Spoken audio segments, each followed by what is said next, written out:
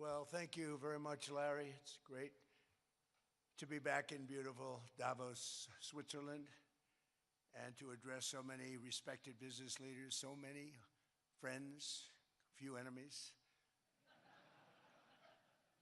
and all of the distinguished guests. It's a who's who, I will say that. I've come to this year's World Economic Forum with truly phenomenal news from America.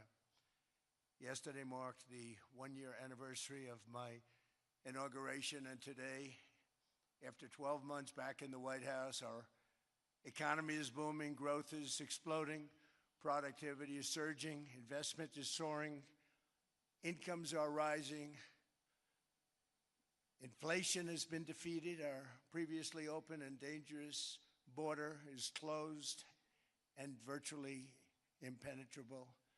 And the United States is in the midst of the fastest and most dramatic economic turnaround in our country's history. Under the Biden administration, America was plagued by the nightmare of stagflation, meaning low growth and high inflation, a recipe for misery, failure, and decline. But now, after just 1 year of my policies, we are witnessing the exact opposite: virtually no inflation and extraordinarily high economic growth. Growth like I believe you'll see very shortly our country has never seen before, perhaps no country has ever seen before. Over the past 3 months, core inflation has been just 1.6%. Meanwhile, fourth quarter growth is projected to be 5.4%, far greater than anybody other than myself and a few others had predicted. Since the election, the stock market has set 52 all-time high records. So that's in 1 year, 52 records, adding $9 trillion in value to retirement accounts, 401ks, and people's savings. People are doing very well. They're very happy with me. Since my inauguration, we've lifted more than 1.2 million people off of food stamps, and after 4 years, in which Biden secured less than $1 trillion of new investment in our country. Think of that, $1 trillion, substantially less than that. In 4 years, we've secured commitments for a record-breaking $18 trillion, and we think when the final numbers come out, they'll be closer to $20 trillion of investment. That's never been done by any country at any time, not even close. Just over 1 year ago, under the radical left Democrats, we were a dead country. Now we are the hottest country anywhere in the world. In fact, the United States economy is on pace to grow at double the rate that was projected by the IMF just last April. And with my growth and tariff policies, it should be much higher. I really believe we can be much higher than that. And this is all great news, and it's great for all nations. The USA is the economic engine on the planet, and when America booms, the entire world booms. It's been the history. When it goes bad, it goes bad. You all follow us down, and you follow us up, and we're at a point that I don't believe we've ever been. I never thought we could do it this quickly. My biggest surprise is I thought it would take more than a year, maybe like a year and 1 month.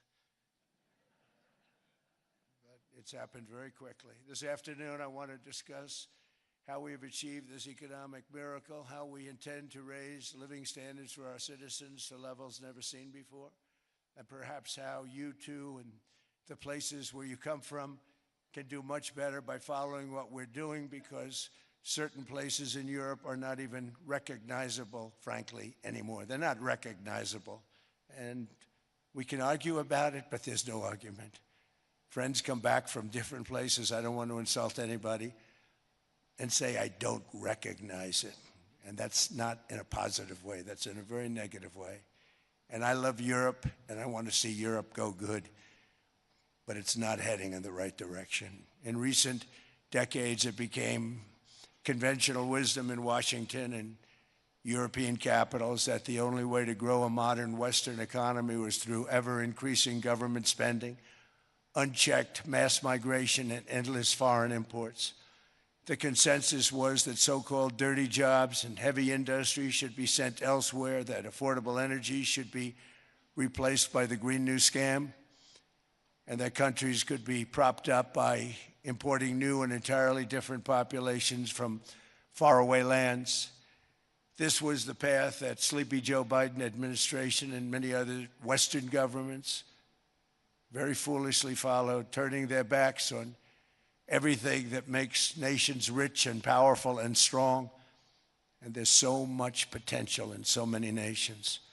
The result was record budget and trade deficits and a growing sovereign deficit driven by the largest wave of mass migration in human history. We've never seen anything like it. Quite frankly, many parts of our world are being destroyed before our very eyes, and the leaders don't even understand what's happening. And the ones that do understand aren't doing anything about it.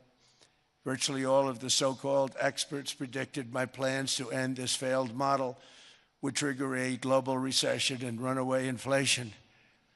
But we have proven them wrong. It's actually just the opposite. In 1 year, our agenda has produced a transformation like America has not seen in over 100 years. Instead of closing down energy plants, we're opening them up. Instead of building ineffective, money-losing windmills, we're taking them down and not approving any. Instead of empowering bureaucrats, we're firing them, and they're going out and getting jobs in the private sector for 2 and 3 times what they were making in government.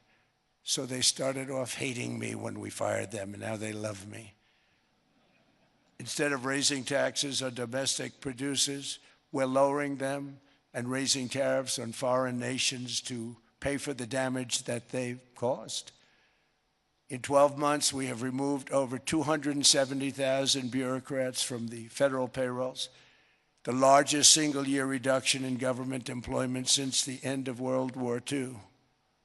Nobody thought that was coming, but we had no choice. To make a country great, you can't have all federal jobs.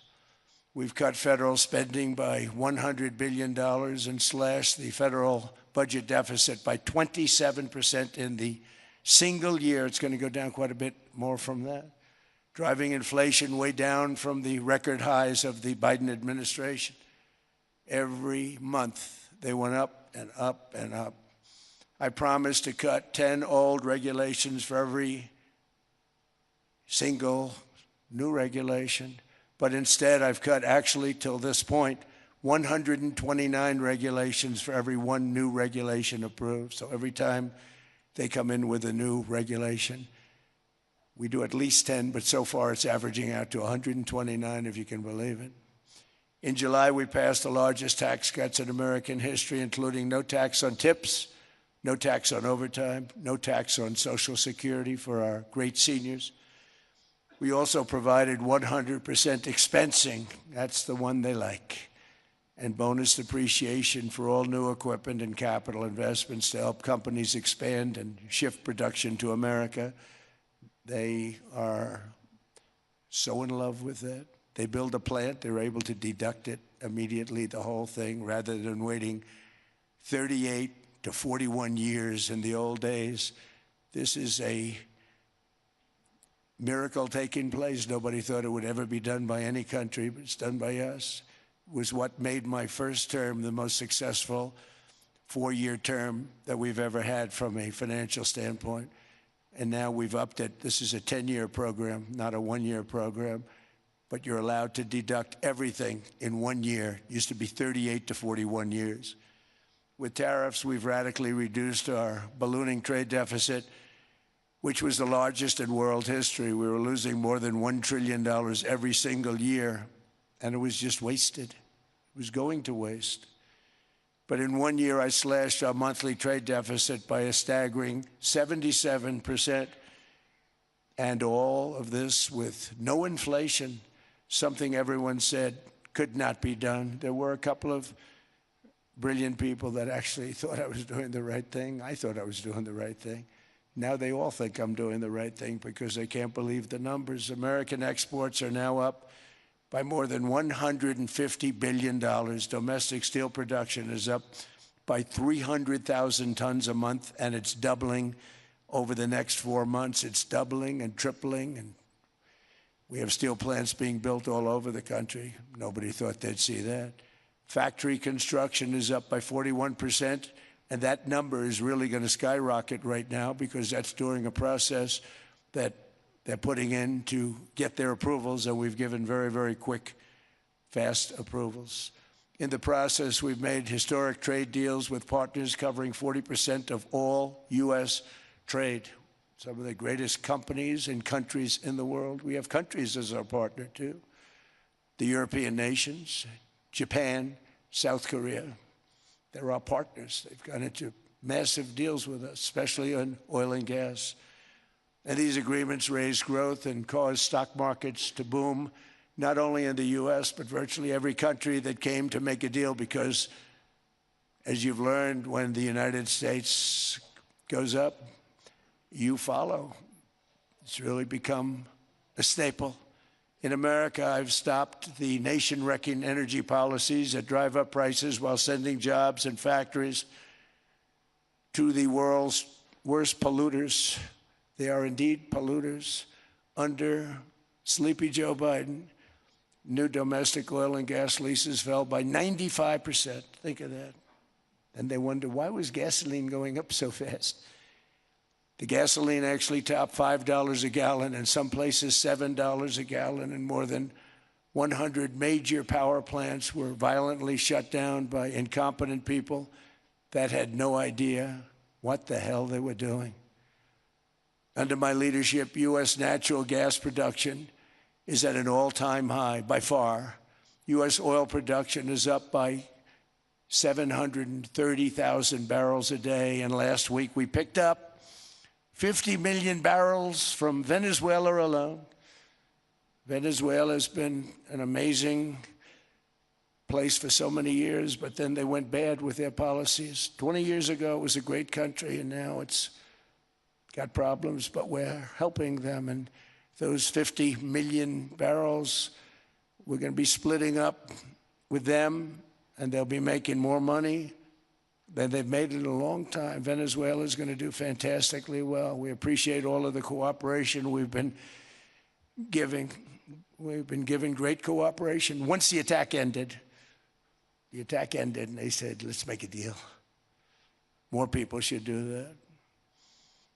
But Venezuela is going to make more money in the next 6 months than they've made in the last 20 years. Every major oil company is coming in with us. It's amazing. It's a beautiful thing to see. The leadership of the country has been very good. They've been very, very smart. The price of gasoline is now below $2.50 a gallon in many states, $2.30 a gallon in most states, and will soon be averaging less than $2 a gallon. In many places, it's already down even lower, $1.95 a gallon. Numerous states are at $1.99, numbers that nobody has heard for years. Actually, since my last administration, we got it down to around those numbers. I've signed an order directing and approval of many new nuclear reactors. We're going heavy into nuclear. I was not a big fan because I didn't like the risk, the danger, but they have the progress they've made with nuclear is unbelievable, and the safety progress they've made is incredible. We're very much into the world of nuclear energy, and we can have it now at good prices and very, very safe. And we're leading the world in AI by a lot. We're leading China by a lot. I think President Xi respects what we've done, in part because I've allowed these big companies building these massive buildings to build their own electric capacity. They're building their own power plants, which, when added up, is more than any country anywhere in the world is doing. I read recently an article in the Wall Street Journal that China's creating so much energy, and they are. I got to hand it to them. But we're creating as much or more, and we're letting them do that. I'm very proud of it. It was my idea. I said, you can't create this much energy. We needed more than double the energy currently in the country just to take care of the AI plants. And I said, we can't do that. We have an old grid system. And I came up with the idea, you know, you people are brilliant, you have a lot of money. Let's see what you can do. You can build your own electric generating plants. And they looked at me, they didn't believe me. All of the names that are, I think, in the room right now, if you want to know the truth, they didn't believe it. And I said, no, you can't. They came back 2 weeks and they didn't have the plant. They said, we thought you were kidding. I said, no, not only am I not kidding, you're going to have your approvals within 2 weeks. I always say nuclear will take 3 weeks. But most aren't going that. They're going oil and gas. They're even going coal in some cases. Because of my landslide election victory, the United States avoided the catastrophic energy collapse which befell every European nation that pursued the Green New Scam, perhaps the greatest hoax in history. The Green New Scam, windmills all over the place, destroy your land, destroy your land. Every time that goes around, you lose $1,000. You're supposed to make money with energy, not lose money. Here in Europe, we've seen the fate that the radical left tried to impose on America. They tried very hard. Germany now generates 22% less electricity than it did in 2017. And it's not the current chancellor's fault. He's solving the problem. He's going to do a great job. But what they did before he got there, I guess that's why he got there. And electricity prices are 64% higher. The United Kingdom produces just 1/3 of the total energy from all sources that it did in 1999. Think of that, 1/3. And they're sitting on top of the North Sea, one of the greatest reserves anywhere in the world, but they don't use it. And that's one reason why their energy has reached catastrophically low levels with equally high prices. High prices, very low levels. Think of that, 1/3. And you're sitting on top of the North Sea. And they like to say, well, you know, that's depleted. It's not depleted. It's got 500 years. They haven't even found the oil. The North Sea is incredible. They don't let anybody drill. Environmentally, they don't let them drill. They make it impossible for the oil companies to go. They take 92% of the revenues. So the oil companies say, we can't do it.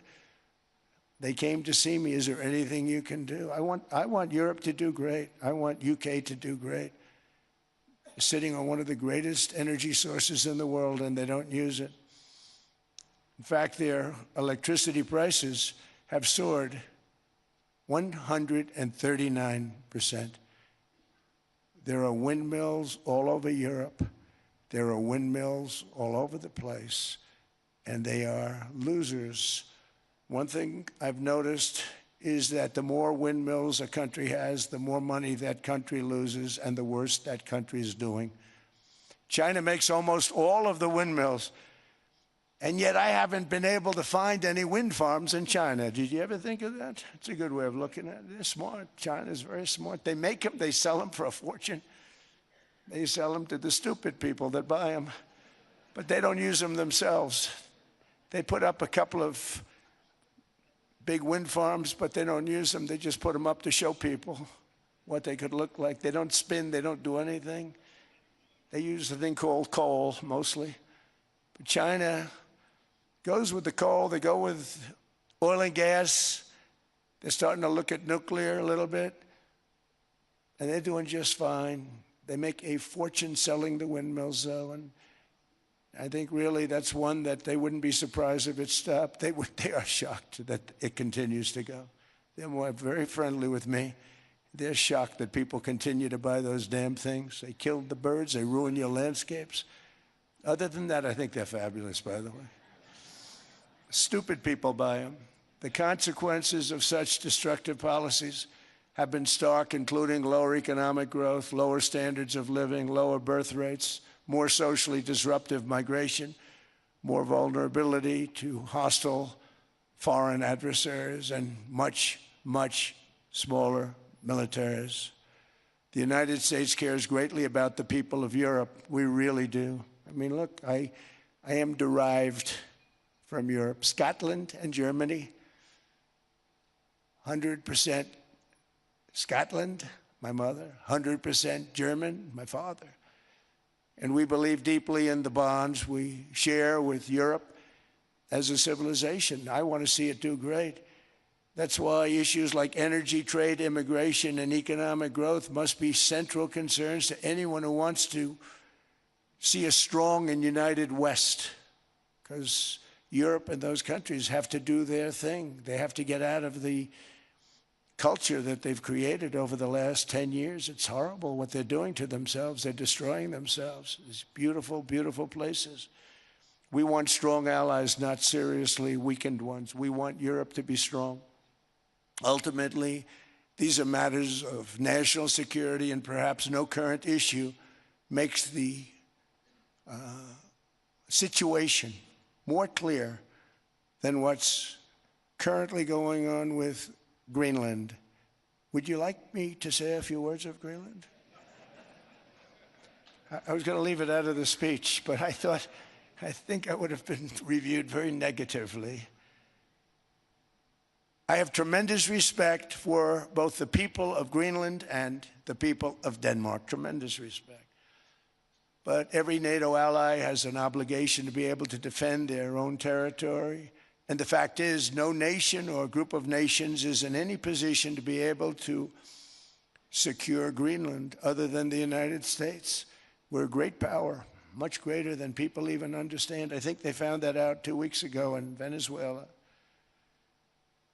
We saw this in World War II, when Denmark fell to Germany after just 6 hours of fighting and was totally unable to defend either itself or Greenland. So the United States was then compelled, we did it, we felt an obligation to do it, to send our own forces to hold the Greenland territory. And hold it we did, at great cost and expense.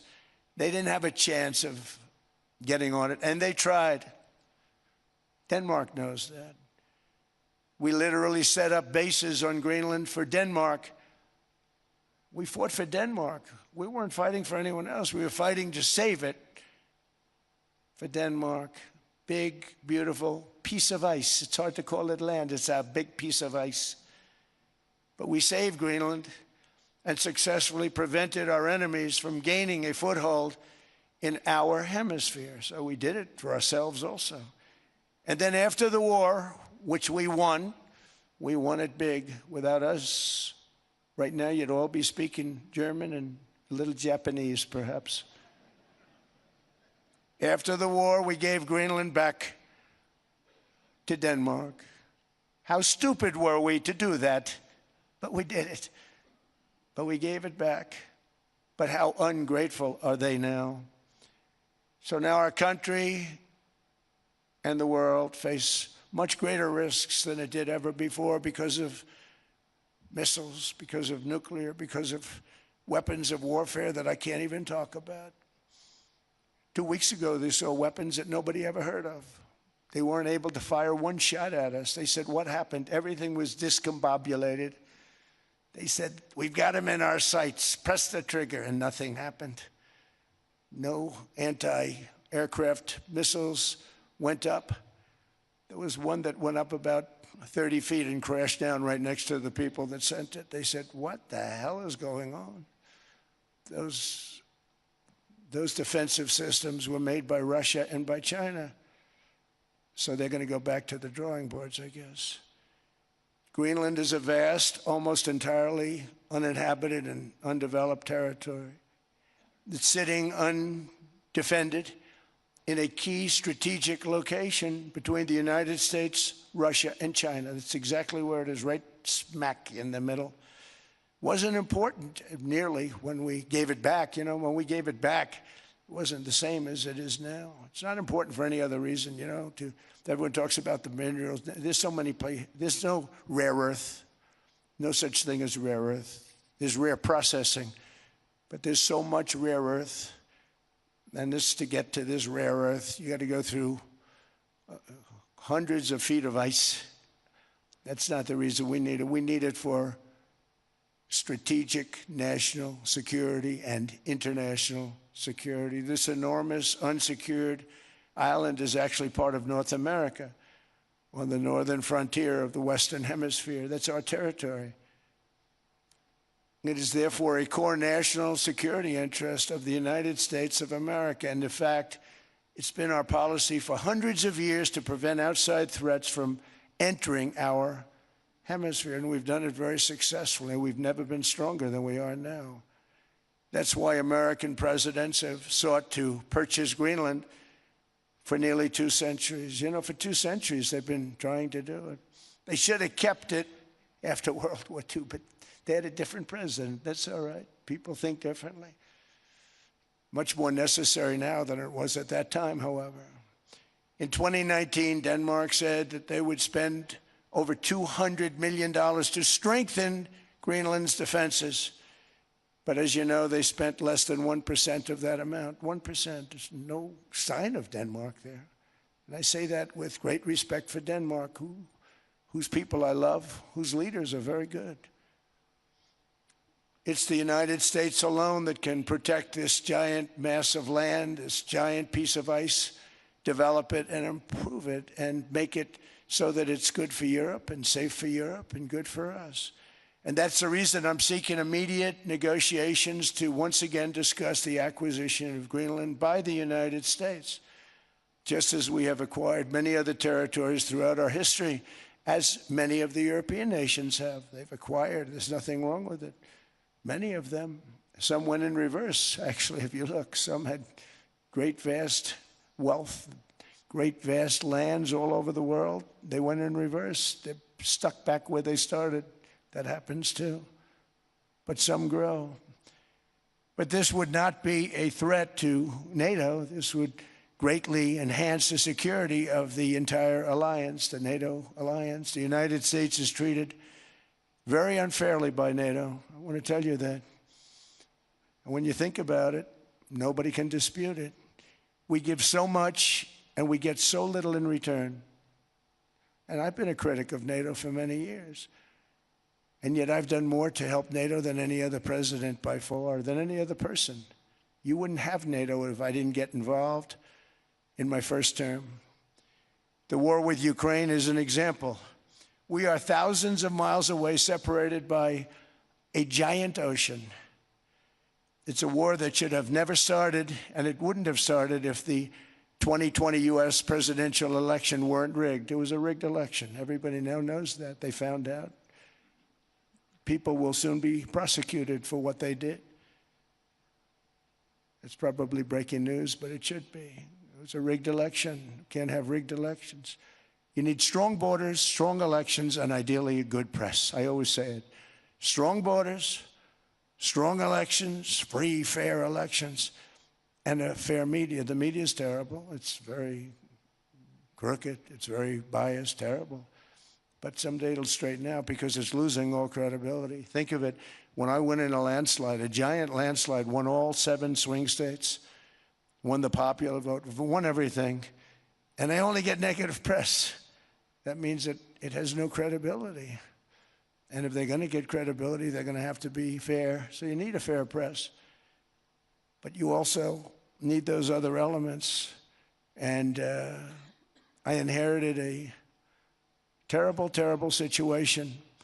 If you look, the border was open. The inflation was raging. Everything was bad with the United States when I came into office. But I also inherited a mess with Ukraine and Russia, something that would have never happened. And I know Putin very well. He and I would discuss Ukraine. It was the apple of his eye, but he wasn't going to do anything. I said, Vladimir, you're not doing it. He would never have done it. It was terrible what happened. I could see it happening, too. After I left, I could see it happening. Biden had given Ukraine and NATO $350 billion, a staggering sum, $350 billion. I came in, and just like the southern border, just like inflation, just like our economy, I said, wow, this place is in trouble, meaning our country. All of these things were out of control. But the border was out of control. We fixed it with the strongest border anywhere in the world. And I've now been working on this war for 1 year, during which time I settled 8 other wars. India, Pakistan. I settled other wars that were Vladimir Putin called me, Armenia, Azerbaijan, He said, I can't believe you settled that one. They were going on for 35 years. I settled it in one day. And President Putin called me. He said, you know, I can't believe I've worked on that war for 10 years trying to settle it. I couldn't do it. I said, do me a favor, focus on settling your war. Don't worry about that one. What does the United States get out of all of this work, all of this money, other than death, destruction, and massive amounts of cash going to people who don't appreciate what we do? They don't appreciate what we do. I'm talking about NATO, I'm talking about Europe. They have to work on Ukraine. We don't. The United States is very far away. We have a big, beautiful ocean separating us. We have nothing to do with it. Until I came along, NATO was only supposed to pay 2% of GDP. But they weren't paying, most of the countries weren't paying anything. The United States was paying for virtually 100% of NATO. And I got that stopped. I said, that's not fair. But then, importantly, I got NATO to pay 5%, and now they were paying, and now they are paying. So something nobody said was possible. They said, we will never go up higher than 2%. But they went to 5%, and now they're paying the 5%. They didn't pay the 2%, and now they're paying the 5%. And they're stronger for it. And they have an excellent, by the way, Secretary General, who's possibly in the room. Mark, are you here? Yes, he's here. Hello, Mark. We never asked for anything, and we never got anything. We probably won't get anything unless I decide to use excessive strength and force where we would be, frankly, unstoppable. But I won't do that. Okay? Now everyone's saying, oh, good. That's probably the biggest statement I made, because people thought I would use force. I don't have to use force. I don't want to use force. I won't use force. All the United States is asking for is a place called Greenland, where we already had it as a trustee, but respectfully returned it back to Denmark not long ago after we defeated the Germans, the Japanese, the Italians, and others in World War II. We gave it back to them. We were a powerful force then, but we are a much more powerful force now, after I rebuilt the military in my first term and continue to do so today. We have a budget of $1.5 trillion. We're bringing back battleships. The battleship is 100 times more powerful than the great battleships you saw in World War II, those great, big, gorgeous ships, the Missouri, the Iowa, the Alabama. Because I thought maybe we could take them out of mothballs. They said, no, sir, these ships are 100, think of that, 100 times more powerful than those big, magnificent pieces of art that you saw so many times ago, that you still see on television, and you say, wow, what a force. 100 times, each ship 100 times more powerful than the big battleships of the past. So that was the end of the mothball story. So what we have gotten out of NATO is nothing except to protect Europe from the Soviet Union and now Russia. I mean, we've helped them for so many years. We've never gotten anything, except we pay for NATO. And we paid for many years until I came along. We paid for, in my opinion, 100% of NATO because they weren't paying their bills. And all we're asking for is to get Greenland, including right title and ownership, because you need the ownership to defend it. You can't defend it on a lease. Number one, legally it's not defensible that way, totally. And number two, psychologically, who the hell wants to defend a license agreement or a lease, which is a large piece of ice in the middle of the ocean where if there is a war, much of the action will take place on that piece of ice. Think of it. Those missiles would be flying right over the center of that piece of ice. All we want from Denmark for national and international security and to keep our very energetic and dangerous potential enemies at bay is this land on which we're going to build the greatest golden dome ever built. We're building a golden dome that's going to, just by its very nature, going to be defending Canada. Canada gets a lot of freebies from us, by the way. They should be grateful also, but they're not. I watched your Prime Minister yesterday. He wasn't so grateful. But they should be grateful to us. Canada lives because of the United States. Remember that, Mark, the next time you make your statements. What we did for Israel was amazing, but that's nothing compared to what we have planned for the United States, Canada, and the rest of the world. We are going to build a dome like no other. We did it for Israel. And by the way, I told Bibi, stop taking credit for the dome. That's our technology. That's our stuff. But they had a lot of courage, and they were good fighters, and they did a good job, and we wiped out the Iran nuclear threat like nobody can believe. Nobody's ever seen anything like it. That, Venezuela, taking down Soleimani, wiping out al-Baghdadi when he tried to reinstitute ISIS. We did a lot. I did a lot of big things, all perfectly executed. Everyone was perfectly executed. Somebody told me that, a military expert told me, "Sir, everything you've done has been perfectly executed." I said, "I know." So other presidents have spent, whether foolishly or not, trillions and trillions of dollars on NATO and gotten absolutely nothing in return. We've never asked for anything. It's always a one-way street. Now they want us to help them with Ukraine. And we say, we're going to. I'm really helping, not even them. I want to see, last week, if you saw, it was 10,000 soldiers, but last month it was 31,000 soldiers died. 31,000.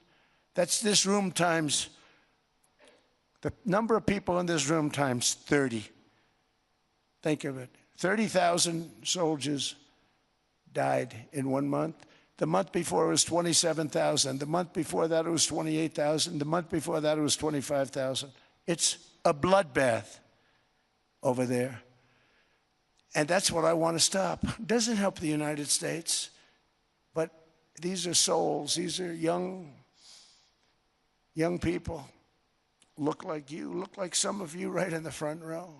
They go to war. Their parents are so proud. Oh, there he goes, comes back. 2 weeks later, they get a call, your son's head's been blown off.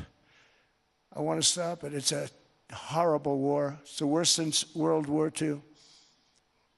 They keep going, they'll exceed World War II. The numbers are staggering, how many people they've lost. They don't want to talk about it. Ukraine and Russia lost just tremendous amounts. And I'm dealing with President Putin, and he wants to make a deal, I believe. I'm dealing with President Zelensky, and I think he wants to make a deal. I'm meeting him today. He might be in the audience right now. But they got to get that war stopped because too many people are dying, needlessly dying. Too many souls are being lost. It's the only reason I'm interested in doing it. But in doing it, I'm helping Europe, I'm helping NATO, and I've until the last few days when I told them about Iceland, they loved me. They called me daddy, right, last time.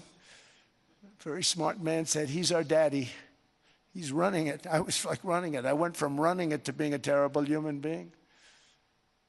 But now what I'm asking for is a piece of ice, cold and poorly located, that can play a vital role in world peace and world protection. It's a very small ask compared to what we have given them for many, many decades. But the problem with NATO is that we'll be there for them 100%.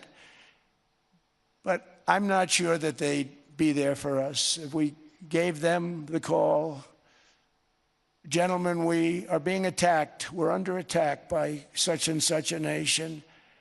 I know them all very well. I'm not sure that they'd be there. I know we'd be there for them. I don't know that they'd be there for us. So with all of the money we expend, with all of the blood, sweat, and tears, I don't know that they'd be there for us. They're not there for us on Iceland, that I can tell you.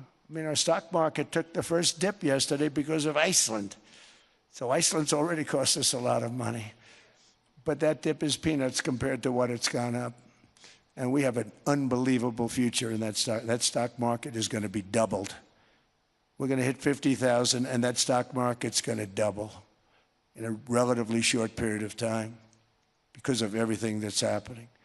But this is a good example. After giving NATO and European nations trillions and trillions of dollars in defense, they buy our weapons. We make the greatest weapons in the world, but now we're going to make them faster, much faster. You saw that.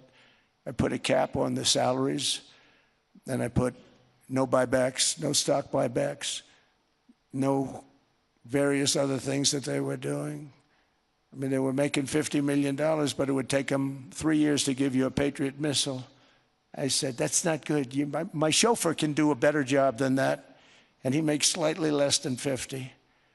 They make big salaries. If they're going to make those big salaries, they're going to have to produce a lot faster. The good news is we have the greatest equipment in the world. Now we're going to start making it a lot faster. They're going to build additional plants. And all of the money that goes into stock buybacks is going to go into building plants. We're not allowing stock buybacks by defense companies any longer. They're going to build new plants to make Tomahawks, Patriots. We have the best equipment, F-35s, F-47, the new one just coming out. They say it's the most devastating plane, fighter jet ever. Who knows? They called it 47. If I don't like it, I'm going to take the 47 off it. I wonder why they called it 47. We'll have to think about that. But if I don't like it, I'm going to take that 47 off. But it's supposed to be the stage 6. It's supposed to be the first stage 6 plane, undetectable, like our B-2 bombers were undetectable. They flew right over Iran. They were undetectable. And they did their job, and they got the hell out of there. So we want a piece of ice for world protection, and they won't give it. We've never asked for anything else, and we could have kept that piece of land, and we didn't. So they have a choice. You can say yes, and we will be very appreciative, or you can say no, and we will remember. A strong and secure America means a strong NATO, and that's one reason why I'm working every day to ensure our military is very powerful, our borders are very strong, and above all, our economy is strong because national security requires economic security and economic prosperity, and we have the greatest that we've ever had. Biden and his allies destroyed our economy and gave us perhaps the worst inflation in American history. They say 48 years, I say forever, but I think 48 years is the equivalent to forever. Whether it's 48 years or ever, it's terrible. Costing the typical family $33,000. What they did to this country should never, ever be forgotten. It's early, but he has to be rated as the worst president we've ever had by far. The auto pen did much of the damage.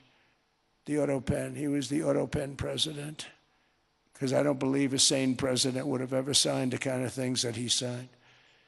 But now grocery prices, energy prices, airfares, mortgage rates, rent, and car payments are all coming down, and they're coming down fast. We inherited a mess, but we've done a hell of a job in 12 months.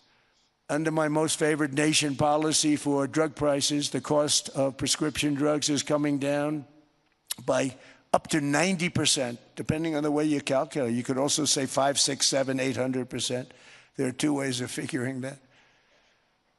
But we have a favored nations policy that every president wanted, no president was able to get. I got it, and other nations approved it. And I had to use tariffs in order to get it because they said, no way. In other words, a pill that costs 10% in London costs $130. Think it costs $10 in London, costs $130 in New York or in Los Angeles. And I'd say, boy, that's bad. Friends of mine would say, you know, we go to London, you can buy the stuff for nothing. We go all over the world, we can buy it for nothing. Because basically America was subsidizing every nation in the world because presidents allowed them to get away with it. It became very tough. So when I called up Emmanuel Macron, I watched him yesterday with those beautiful sunglasses. What the hell happened? But I watched him sort of be tough. But he was at $10 for a pill. And I said, Emmanuel, and I have all the big pharmaceutical companies are in total agreement. It wasn't easy, by the way. They're tough, smart. They've been getting away with the scam for a long time. But they gave it up. But they said, you'll never get the countries to approve it. I said, why is that? Because they won't. They always said, we're not paying any more. Get the rest for the United States. So over the years, they stayed the same. We just went up, up, up. And I mean, we would pay 13, 14, 15 times more than certain countries would. So I said, no, they'll approve it 100%. Sir, you'll never get them to approve it. I said, I guarantee you. But I actually started with Emmanuel, who probably is in the room too. And I like him. I actually like him. Hard to believe, isn't it? And I said, Emmanuel, you're going to have to lift the price of that pill to $20, maybe $30. Think of that. That means it's a doubling of prescription drugs. Might be a tripling, might be a quadrupling. It's not easy. No, no, no, Donald, I will not do that. I said, yes, you will, 100%. He said, no, no, no. You're asking me to double. I said, Emmanuel, you've been taking advantage of the United States for 30 years with prescription drugs. You really should do it, and you will do it. I have no doubt. In fact, I am 100% sure you're going to. No, no, no, I will not do it. Because he has to, in all fairness to him, he has to double or triple. Because the world being a bigger place than the United States, it's not that you meet in the middle. You just have to go up some, and we come down a lot. They go up a little, we come down a lot. So we're at $130, they're at 10. So they may have to go to 20 or 30. No more than that. I said, Emmanuel, you're going to be doubling or tripling? No, no, no. I said, here's the story, Emmanuel. The answer is you're going to do it, you're going to do it fast. And if you don't, I'm putting a 25% tariff on everything that you sell into the United States and a 100% tariff on your wines and champagnes. And that's about 10 times more than what I'm requesting. And you're going to do it. I don't want to go public with it, but you may make me do that. No, no, Donald, I will do it. I will do it. It took me, on average, 3 minutes a country, saying the same thing. You will do it. They all said, no, no, no, I will not do it. You're asking me to double the cost of prescription. I said, that's right, because you've been screwing us for 30 years. And they said, we will not do it. I said, that's all right. On Monday morning, we're putting a 25, 30, 50. I gave different numbers for different countries. This is also national security we're talking about. Not fair. We're not going to subsidize the whole world. And every one of those countries have agreed to do it. So one of the biggest things that I've done is the fact that we have now most favored nation. We will pay whatever the lowest price is in the entire world. So our drug prices are going to be coming down by staggering 90%.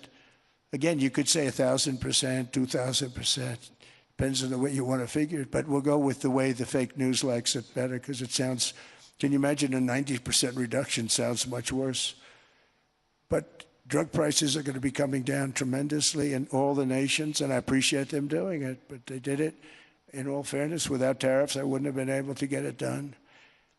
After declining $3,000 under Biden, real incomes are up in the United States by $2,000, $3,000, and even $5,000 and more. Home ownership has always been a symbol of health and vigor of American society, but that goal fell out of reach for millions and millions of people in the Biden era because interest rates went up so high. Today, I'm taking action to bring back this bedrock of the American dream. In recent years, Wall Street giants and institutional investment firms, many of you are here, many of you are good friends of mine, many of you are supporters. Sorry to do this to you, I'm so sorry. But you've driven up housing prices by purchasing hundreds of thousands of single-family homes, and it's been a great investment for them. Often, as much as 10% of houses on the market. You know, the crazy thing is a person can't get depreciation on a house, but when a corporation buys it, they get depreciation. Okay, that's something we're going to have to think about, too. I don't know if too many people think about that. You buy a corporation, they buy 500 houses. They buy hundreds of thousands. They buy 500 houses. They can take depreciation. A person sweats and works and buys one house they can't. But homes are built for people, not for corporations, and America will not become a nation of renters. We're not going to do that. That's why I have signed an executive order banning large institutional investors from buying single-family homes. It's just not fair to the public. They're not able to buy a house. And I'm calling on Congress to pass that ban into permanent law, and I think they will. One of the biggest barriers to saving for a down payment has been surging credit card debt. The profit margin for credit card companies now exceeds 50%, one of the biggest. And they charge Americans interest rates of 28%, 30%, 31%, 32%. Whatever happened to usury? So to help our citizens recover from the Biden disaster, all caused by this horrible president, I'm asking Congress to cap credit card interest rates at 10% for 1 year. And this will help millions of Americans save for a home. They have no idea they're paying 28%. They go out there a little late in their payment and they end up losing their house. It's terrible. To unleash innovation and savings and financing, I'm also working to ensure America remains the crypto capital of the world.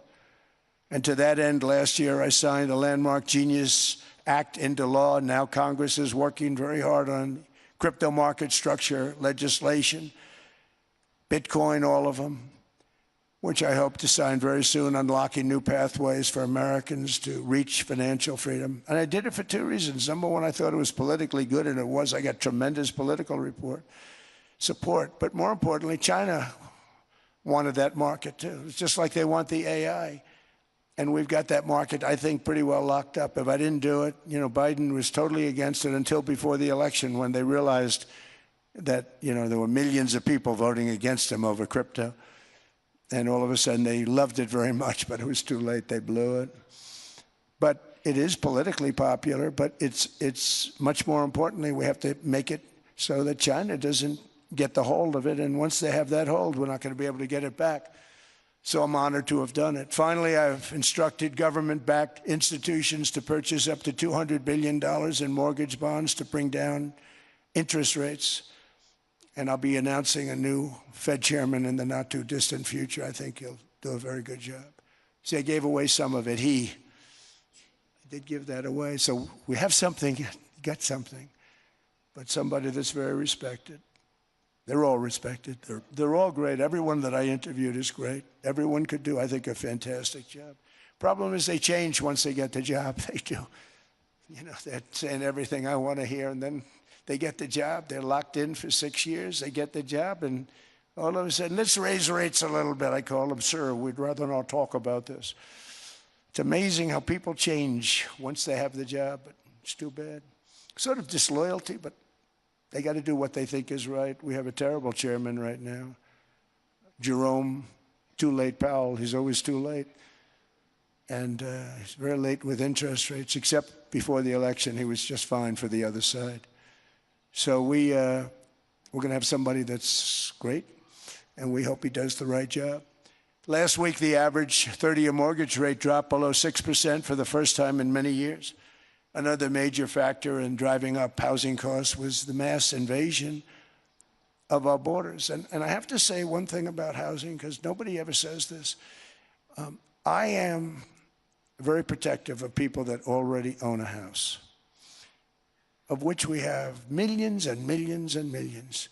And because we have had such a good run, the house values have gone up tremendously.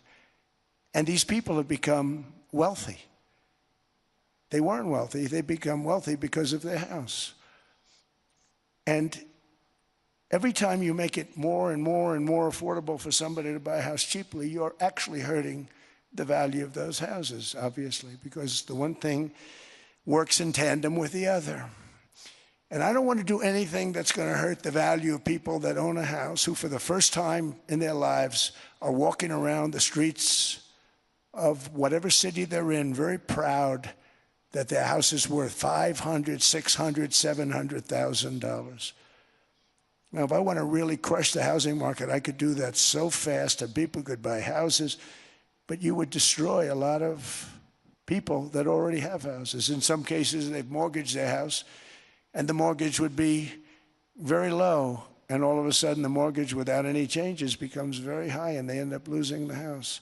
I'm not going to hurt, and I speak with Scott, who's doing a fantastic job, and Howard, who's doing a fantastic job, and all of my people. And I always say, look, you know, I can crush the hell out of the market. We can drop interest rates to a level, and that's one thing we do want to do. That's natural. That's good for everybody. You know, the dropping of the interest rates, we should be paying a much lower interest rate than we are. We should be paying the lowest interest rate of any country in the world, because without the United States, you don't have a country. I mean, I had a case with Switzerland. We happened to be in Switzerland. Maybe I'll give you a quick story. But they were paying nothing. They make beautiful watches, great watches, Rolex, all of them. They were paying nothing to the United States when they sent their product in. And we had a $41 billion deficit. $41 billion with this beautiful place. Flew over it, isn't it nice? So I said, let's put a 30% tariff on them so that we get back some of it, not all of it at all. We'd still have a deficit, big deficit. We had 41 million. That's a big deficit. And I said, let's put a tariff on. Different tariffs, different places. You're all party to them. In some cases, victims to them. But in the end, it's a fair thing. And most of you realize that. But we put a 30% tariff on Switzerland, and all hell broke loose. They were calling, I mean, like you wouldn't believe. And I know so many people from Switzerland, incredible place, incredible, brilliant place. But I then realized that they're only good because of us. And there's so many other examples. I mean, us and probably other places, but a majority of the money they make is because of us, because we never charged them anything. So they come in, they sell their watches, no tariffs, no nothing. They walk away, they make $41 billion on just us. So I said, no, we can't do that. So I'm going to bring it up. I still would have a deficit pretty substantial, but I brought it up to 30%. And I guess Prime Minister, I don't think President, I think Prime Minister called a woman, and she was very repetitive. She said, no, no, no, you cannot do that, 30%. You cannot do that. We are a small, small country. I said, yeah, but you have a big, big deficit. You may be small, but you have a bigger deficit than big countries. He said, no, no, no, please, you cannot do it. Kept saying the same thing over and over. We are a small country. I said, but you're a big country in terms of, and she just rubbed me the wrong way, I'll be honest with you. And I said, all right, thank you, ma'am, appreciate it. Do not do this. Thank you very much, ma'am. And I made it 39%. And then all hell really broke out. And I was paid visits by everybody. Rolex came to see me. They all came to see me. But I realized, and I reduced it, because I don't want to hurt people. I don't want to hurt them. And we brought it down to a, lower level. Doesn't mean it's not going up, but we brought it down to a lower level. But they pay now, tariff. But I realized that we have many places like that where they're making a fortune because of the United States. Without the United States, they wouldn't be making anything. Think of it. Switzerland made $41 billion on us. And as she said, it's a small place. And I realized with that, I don't know, because she was so aggressive. And I realized in that conversation that the United States is keeping the whole world afloat. Many places, I could give you 6, 7 places just in the people in this little area. I know every one of them. They're looking down. They don't want to see me, and they don't want to stare me in the eyes. But they're taking advantage of, everybody took advantage of the United States. But I've been very fair, and I gave them a tariff, and it was fine. But I realized that without us, it's not Switzerland anymore. Without us, it's not any of the countries that are represented here. And we want to work with the countries. We want to work with them. We're not looking to destroy them. I could have said 39, 40%. I could have said I want a 70% tariff, then we make money with Switzerland. But Switzerland would have been probably destroyed, financially destroyed. I don't want to do that. But we should be paying the lowest interest rate of everybody. I hope Scott's listening to this, because we should be paying the lowest interest rate of everybody. Without us, most of the countries don't even work. And then you have the protection factor. Without our military, which is the greatest in the world by far, without our military, you have threats that you wouldn't believe. You wouldn't believe. You don't have threats because of us, and that's because of NATO. One other thing, and I have to say it so importantly, in the old days, and I used to say I'm the youngest in the room. Now I'm among the older. I hate to say it. I don't feel old, but I'm among the older. But I remember not long ago, 20, 25 years ago, when good news came out about, let's say, the United States. The United States had a great quarter. The United States had a great month. All the stocks went up. And that's the way it's supposed to be. Now when they say the United States had a record quarter, it's unbelievable how well it's doing, all the stocks crash because they say, oh no, inflation, they're going to raise interest rates. And they do. Some of these stupid people like Powell, they raise interest rates. And what they do is they stop you from being successful. It used to be when we had a great quarter, a great month, great earnings, great anything, any good news, the stock market went up. That's the way it's going to be. We got to do that again because that's the way it should be. Now when we have a great month, they want to kill it. Like we did over 5%. People were surprised. We should do 20%. We could do 25%. When we announce good numbers, and the reason is they're so petrified of inflation. And growth doesn't mean inflation. We've had tremendous growth with very low inflation. In fact, growth can fight inflation, proper growth. So we want to get back to the days when we announce great numbers, because we're going to be announcing phenomenal. You know, all these factories that are being built at record, thousands of businesses are being built right now. Remember, $18 trillion is invested. I think the second number is 3, and that was China many years ago. Investments in the country from outside. 18 trillion, nobody's ever seen. And that's money coming in and building things, factories. Thousands of businesses are being built, thousands.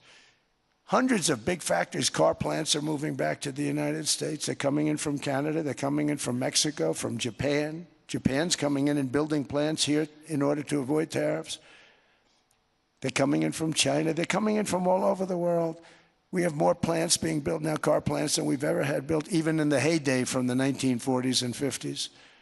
And they're bigger. They don't use renovations anymore where they take an old plant, they rip it down, they build a brand new plant, super modern plant. But it's happening at levels that nobody's ever seen. In 2024, the U.S. built less than 2 million new homes, but Biden admitted more than 8 million new migrants.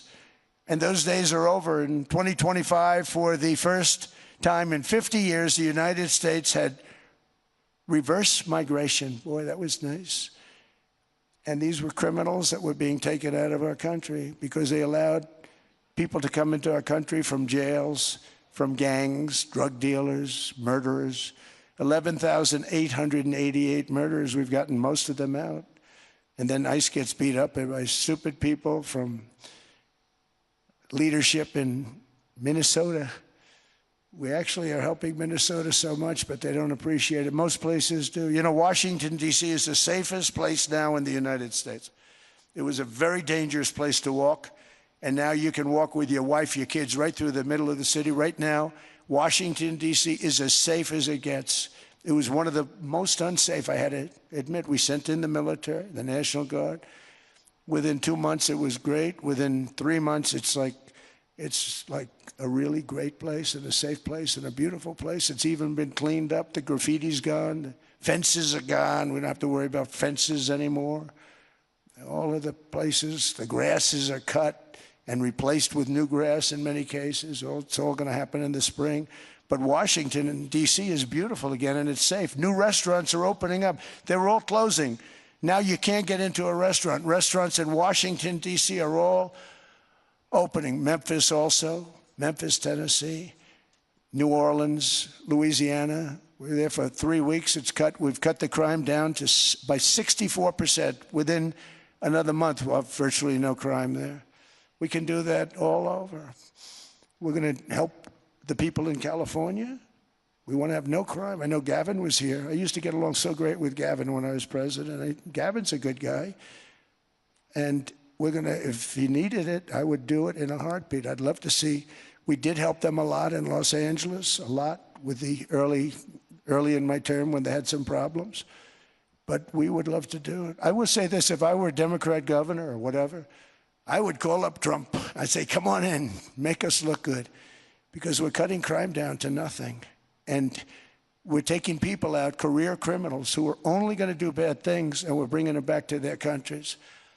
But where we've done it has been amazing. And we have a capacity to do it at much greater levels.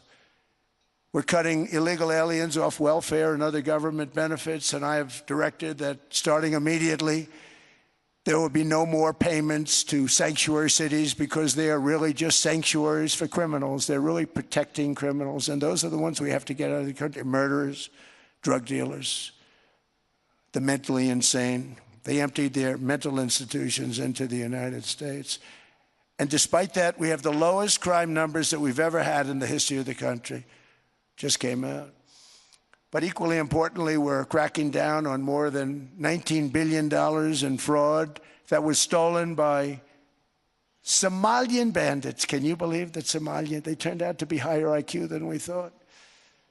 I always say these are low IQ people. How did they go into Minnesota and steal all that money? And we have, they're pirates. They're good pirates, right? But we shoot them out of the water just like we shoot the drug boats out.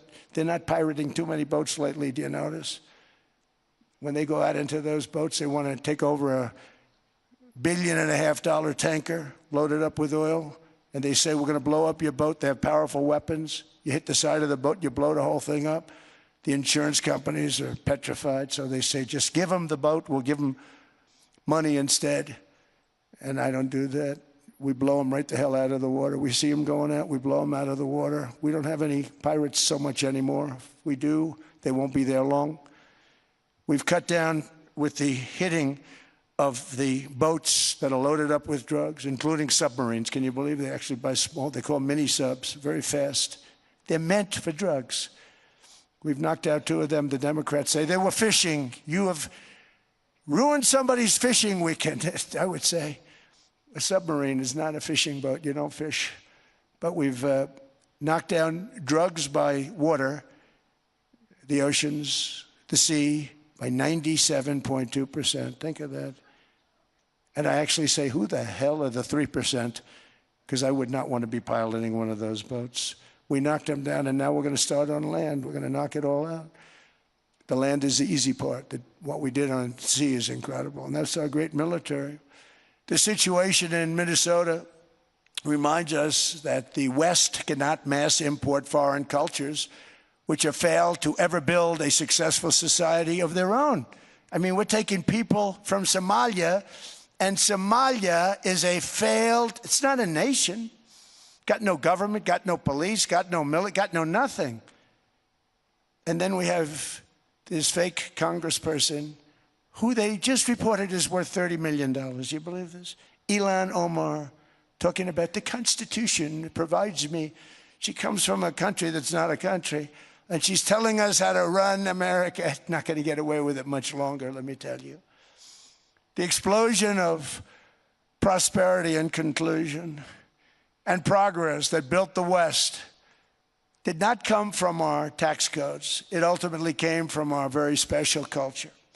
This is the precious inheritance that America and Europe have in common. We share it. We share it, but we have to keep it strong.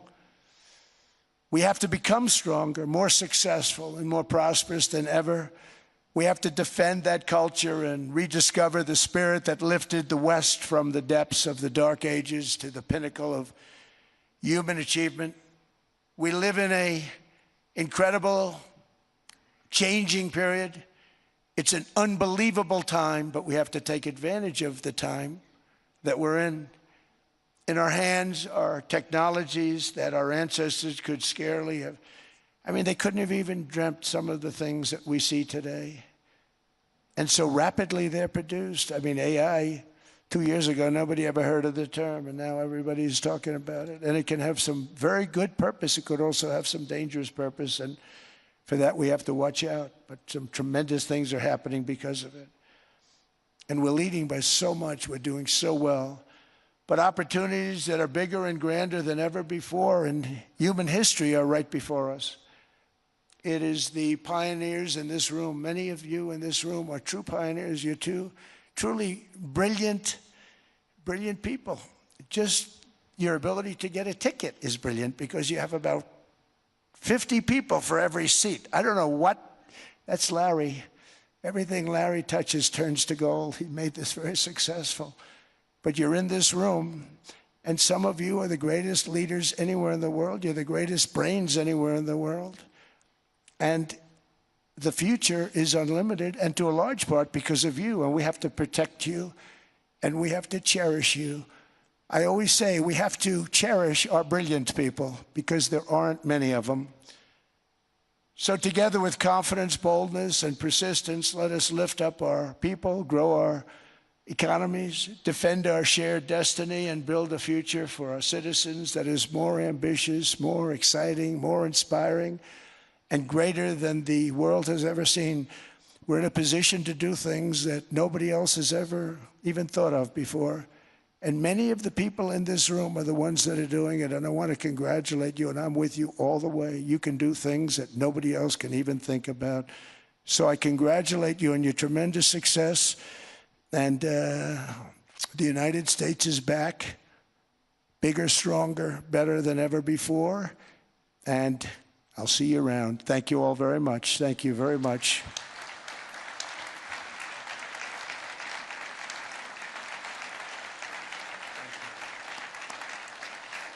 Thank you.